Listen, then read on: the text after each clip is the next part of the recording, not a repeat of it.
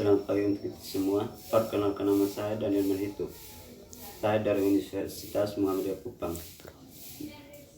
jurusan FKIP Sosiologi, Fakultas Keguruan dan Ilmu Pendidikan. Saya dari semester 6, kelas B. Saya akan mempresentasikan hasil proposal saya dengan judul Pengaruh Teori Kolonial terhadap Perubahan Sosial dalam Struktur di SMA Negeri Ayatupas Kabupaten TTS. Bab 1, Pendahuluan. 1.1 Latar belakang. Secara etnologis, postkolonial berasal dari kata kolonial, berasal dari kata kolonia, bahasa Romawi yang artinya tanah pertanian atau pemukiman. Dengan demikian, kolonial termasuk mengandung arti perjalanan penguasaan, pendukungan, dan konotasi eksploitasi lainnya.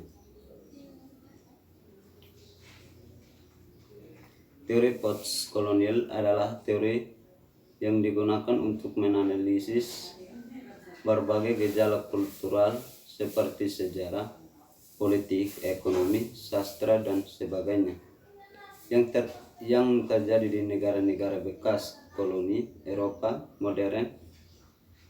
Teori postkolonial berjalan dengan sejarah kolonialisme di dunia. Negara-negara yang merasa dirinya lebih maju (berat) mencoba mencari negara-negara atau bangsa-bangsa lain untuk dijadikan wilayah atau daerah jajahan untuk dimanfaatkan untuk dieksploitasi. Dengan munculnya beberapa teori tersebut di atas yang didukung dengan adanya realitas yang terjadi dalam kehidupan manusia, dapat berdampak pada pola hidup manusia yang mengakibatkan terjadinya perubahan sosial. Perubahan sosial merupakan perubahan dalam suatu masyarakat terhadap lembaga kemasyarakatan. Perubahan sosial bisa terjadi karena adanya perubahan kondisi, budaya, ideologi, geografi, dan posisi penduduk, maupun karena ada penemuan baru dalam masyarakat. Perubahan sosial akan mempengaruhi keseimbangan sosial. Dengan beberapa perubahan akan membawa dampak besar, dan perubahan lainnya hanya akan membawa dampak kecil pada keseimbangan sosial tersebut. Berikut adalah ciri-ciri dari perubahan sosial. A.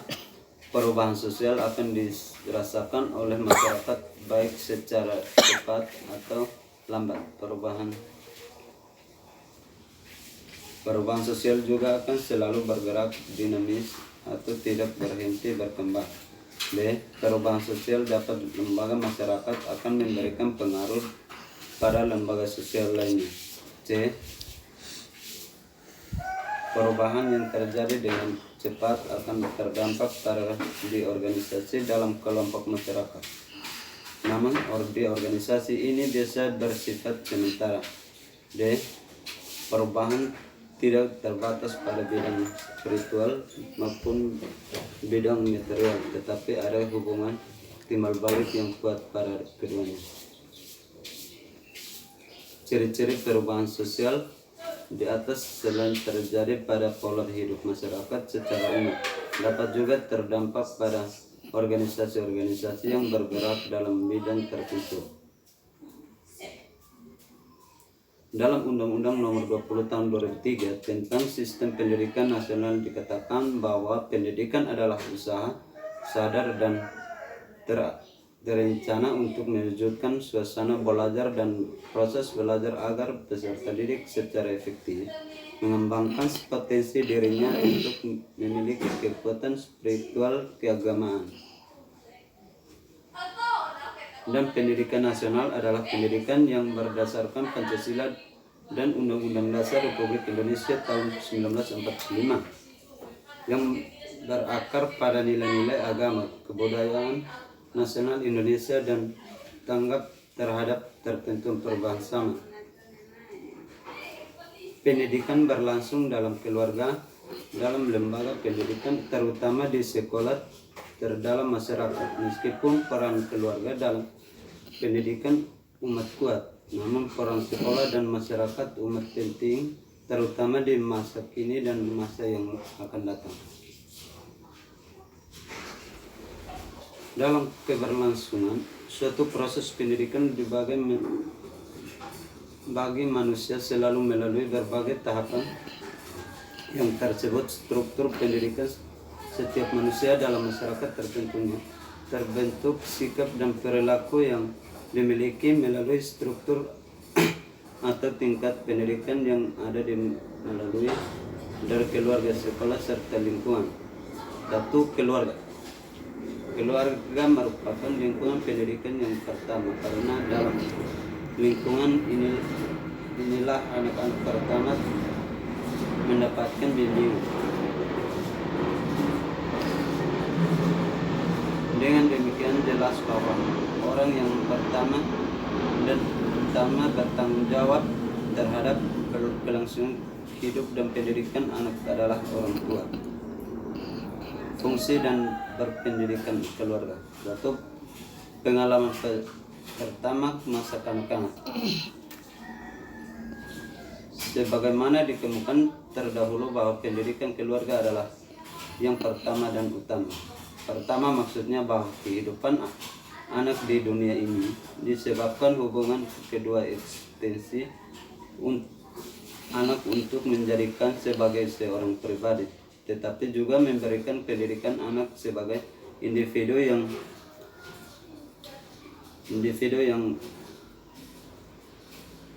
pentingnya bahwa seorang anak dilahirkan dalam kondisi tak berdaya, keadaan penuh bertanggungan pada orang lain, tidak mampu berbuat apa-apa, bahkan tidak mampu menolong dirinya sendiri.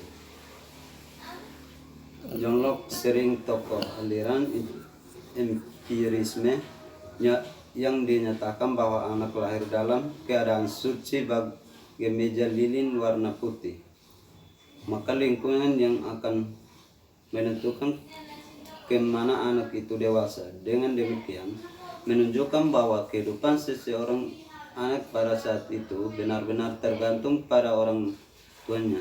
Oleh karena itu, orang tua wajib memberikan pendidikan pada anaknya, dan yang paling utama dinamakan hubungan orang tua dengan anaknya sifat alami dan kendarati.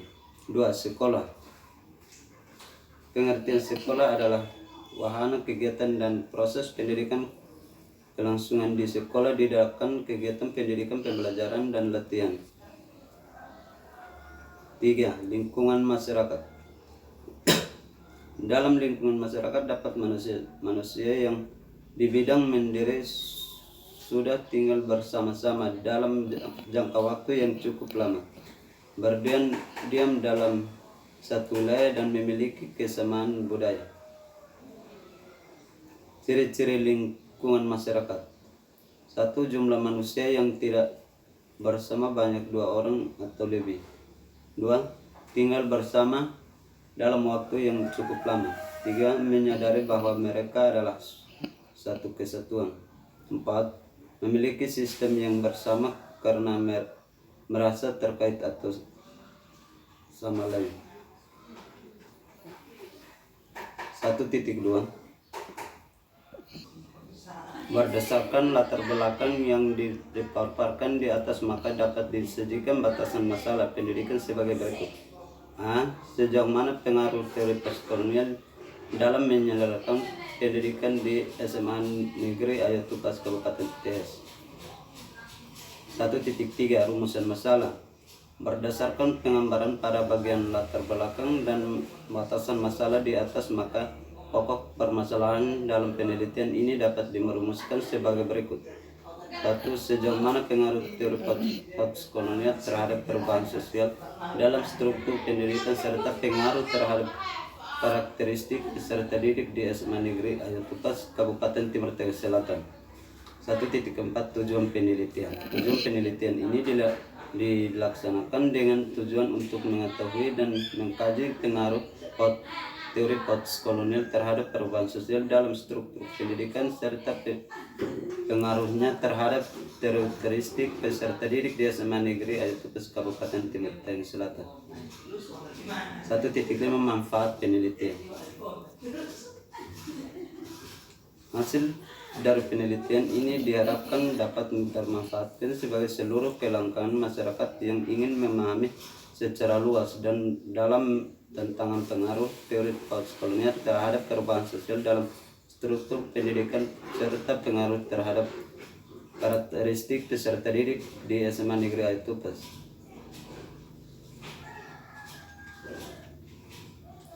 Bab 2. Tujuan pustaka. 2.1 Kajian teori. Teori postkolonial termasuk salah satu teori-teori baru dalam kajian ilmu komunikasi. Teori ini berada pada tataran atau tingkat teratas dari konteks atau lingkup komunikasi, yaitu komunikasi sosial budaya. 1. Perilaku komunikasi, komunikator dan komunikan. 2. Pesan. 3. Percakapan. 4. Hubungan. 5. Kelompok. 6. Organisasi. 7. Media. 8. Budaya dan masyarakat. Menurut Ratna Prefix, POTS itu tidak semata-mata mengacu pada makna sesudah kolonial atau juga tidak berarti anti kolonial. Sesuai dengan perkataan Kate Foster dan Tony Day menyatakan postkolonial juga mengacu pada kehidupan bermasyarakat postkolonial, tetapi juga dalam pengertian yang lebih luas. Sarana postkolonial dapat masyarakat yang sudah dibanyakan oleh pengalaman postkolonial.